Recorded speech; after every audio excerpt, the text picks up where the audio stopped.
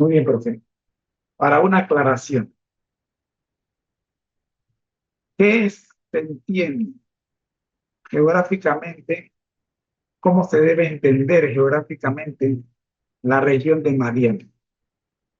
Esa es la pregunta.